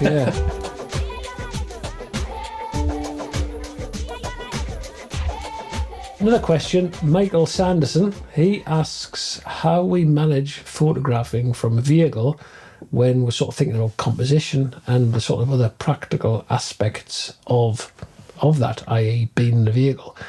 So really, I think it's quite straightforward. When we're in a safari vehicle, we have a fairly comfortable seat. Most of the time when we are actually stationary, when we're photographing animals, what we tend to do is pull up somewhere, depending on where the animals are moving. We switch off the engine and we just sit and wait. It's more peaceful, it's ethical. Sometimes they come very close, sometimes there is a bit of a distance. Now and again, we may be moving very, very slowly, so we're never moving at a speed which would make composition too much of a challenge. In practical terms, all of our gear is at hand. We might have our bags on an empty seat or perhaps on the floor. Some seats have a sort of pocket in the back where we can store gear too. The vehicles in Kenya usually have sides with big oversized openings and also big spaces where you can, if you wish, stand on the chair, perhaps shoot from the roof. We don't usually sit on the roof, though. That's usually prohibited for safety reasons, as we did find out one year. We got wrong. The Mara Triangle, we got told off. Yeah. But we tend You laddie! we do stay in the vehicle most of the time, as this is usually down to the sort of rules of the conservancies and the reserves, unless you're a sort of designated lunch or coffee spot. But whilst we're moving around between sightings and looking for action, we tend to just sort of, it's quite nice, isn't it? You know, just driving across the savannah, we'll just sort of chill, you have a chat with people. Some people rest their eyelids, maybe have a little bit of a sneaky snooze. You know, we have a drink. You know, it's all very sort of peaceful. It's quite indulgent, I suppose, really, you know. Yeah. It's great. You're in such a fantastic part of the world, just chilling out. Yeah, the way we approach photographing from a vehicle is probably more considered than a non-photography group. As Alan says, we have large opening windows on the sides of the vehicles. Well, not windows, they're more spaces where glass would be, but, you know, there's loads of room to poke a camera out of the side of the vehicles. We can also move from the windows to the roof as long as we're not bothering the animals. Typically, the windows are better for eye-level photos of animals, and the sills are big enough to put beanbags on, or you can use a monopod in the footwell to support the lens. Animals are often really close to us, depending on the species, and our Maasai guides are really experienced at getting us close to the animals without spooking them. Often we'll sit companionably with a pride of lions or a herd of elephants for ages and alternate between the windows and the roof. The roof gives a wider 360-degree vista, obviously, and it's better for animals that are farther away. There's plenty of space to put a beanbag or elbows, you know, for support for, you know, those tired arms. Periodically, if one side of the vehicle has a better view than the other side, we'll drive around so each side gets an equal opportunity. Often you'll find that people on one side will be shooting out of the windows and the people on the other side will be standing up shooting through the roof. It all works out very nicely. You just need to consider whether you're alarming the animals. Loud noises, waving your arms around, that sort of thing is obviously not great, particularly, you know, with elephants, which could spook quite easily. But to be honest, the near silence as a herd of elephants passes close by is absolutely mesmerizing. So all you want to do is be as silent as possible anyway. It never ceases to amaze me how such huge animals can travel so quietly and peacefully. Yeah, you know, you could really be standing with your back to a herd of elephants, couldn't you, walking up behind you, and you probably wouldn't know they were there. You wouldn't hear them until they were right on top of you. It's something that's absolutely mind-blowing. Yeah. You know, they do communicate with each other, but we can't always hear it. It's on a different sort of sound thing, sound wave, hertz. Infrasound, something like that. Yeah. You know, we just can't hear them communicate with each other. And, you know, they're probably taking the piss out of us, I reckon. More than likely. It's like, we're going to write one here. I just can't hear it, you know. I absolutely love elephants. I think so. In terms of... So part of the question was composition. So in terms of composition, it's more a case of our Maasai guides, who are also the drivers, getting us into good positions for photography, often with a bit of back and forth with us as we explain the best angles and positions and the type of shots that we all want as a group. This is obviously easier if you're in a place like the Mara Conservancies rather than somewhere else in Kenya where you must stick to the defined tracks. Having to stay on tracks and not being able to go off-road is a real shot killer. That's why we spend so much time in places like Lemek and Olchoro Conservancies in the Masai Mara, and previously in places like Naboisho and, you know, Mara North and whatever, just wherever. Those places, because you have the freedom to create your own compositions by literally going wherever you want instead of being limited to the track lines. By the way, I should say that I know and work with Michael at Multicam, which manufactures marker pen inks. Our mascot is a leopard called Heston. who has multicoloured ink spots in our logo. So when we're next in Africa, I'm going to tape a marker pen onto a selfie stick and I'm going to colour in the next leopard that I see. Yeah, I'll be ready to do the video footage of that particular action. Definitely. Yeah. While I'm being eaten by the said absolutely. leopard. Yeah. Rebecca Green. Rebecca asks about our most important camera accessory on Safari. I could be facetious. The second time I've used that in this podcast. It's a good word. It is a good word. Nice Yes. word. I could be very facetious and say that the most important thing is to bring a good attitude and a knowledge of your camera. But let's just never mind that. It's hard to know what's the most important thing for me because I tend to overcompensate by bringing the kitchen sink and the bathroom sink and the bath. Yeah, the cabinet. It's just and all of the accoutrements and every aspect of plumbing. I think I'm going to have to go for a decent beanbag, though. This is particularly pressing because I actually need a new one. I'm going to have to get my head into a bit of research on what's the latest and greatest because I've gone through a few beanbags in the past, including one I filled with sand when we got to Kenya. It was so heavy that it burst from its own seams. Honestly, this thing could just take out people at 50 paces. Then sort of after that, I went completely in the other direction. You used polystyrene balls, which are obviously incredibly light, and they were the filler. But what I found with them is that after a while, they squash over time and they don't stay very supportive. And certainly if the bag leaks, you got to go into the wild and pick every last polystyrene ball up, which is an absolute ball ache. Any recommendations, Alan? Beanbags, fantastic. Yeah, definitely very, very simple. Filling them with polystyrene balls, it's super lightweight. But the problem is they become very, very bulky to pack. So you can't really fill it out there because you can't just rely on your camp having a massive sack full of polystyrene balls, can you? They become very bulky to pack. Packing them empty is super efficient, but you're limited, as you found out, to filling them with whatever you have available when you arrive. And I do remember your sand-filled beanbag. My weapon. If memory serves, you weren't the only one. 2 or 3 people had these super heavy beanbags. So, we normally advocate double-checking that everything is off the roof before we move, but there was absolutely no way that those beanbags were going to go anywhere. And to be fair, they were probably a sort of singular health and safety hazard to anything alive with a sort of 20-yard radius. Yeah, honestly, if that thing falls on you, you're buggered. Absolutely. One drawback with beanbags is that you are limited to shooting from the height of whatever you're actually resting the beanbag on.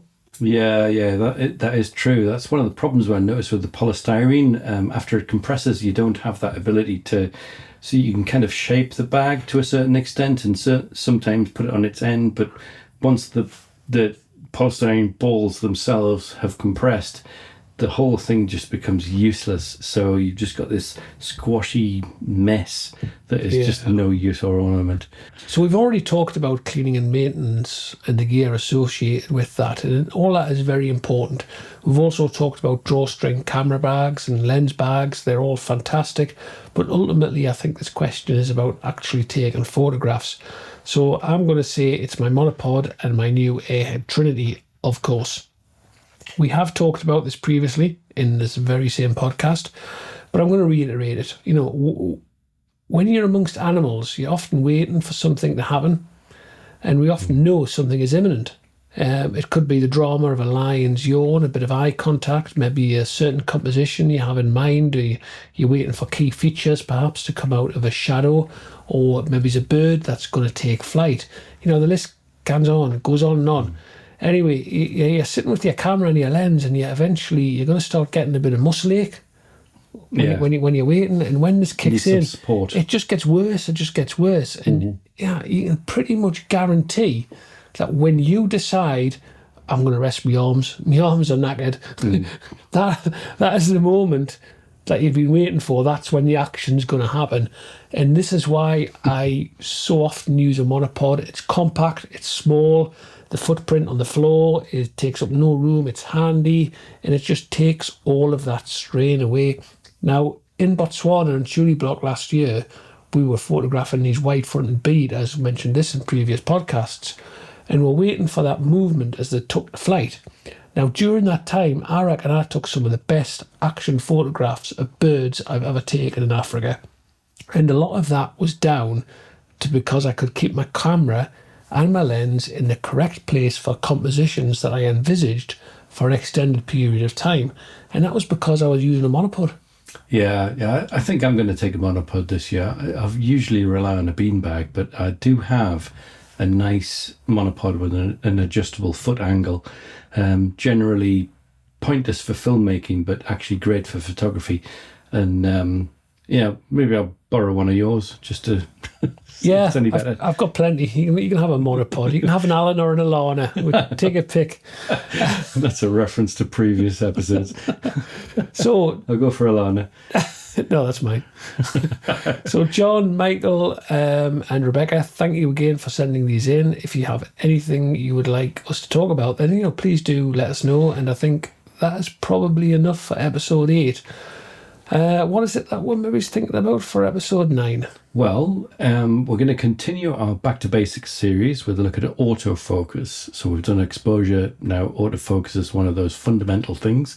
Alan's Wildlife Wonder will be about animals' eyes, particularly predators. Also, where do we stand on the ethics of editing, processing, and image manipulation? We already have a question or two for the podcast, but please, obviously, send your questions in. We're always really grateful for anything. We'd love to answer your questions. Remember, we still have one place left for Kenya this year with 7 or 11 night options available. Have a gander at africanphotographysafaris.com for more. So thanks for listening and goodbye. Cheers. Ta-ta.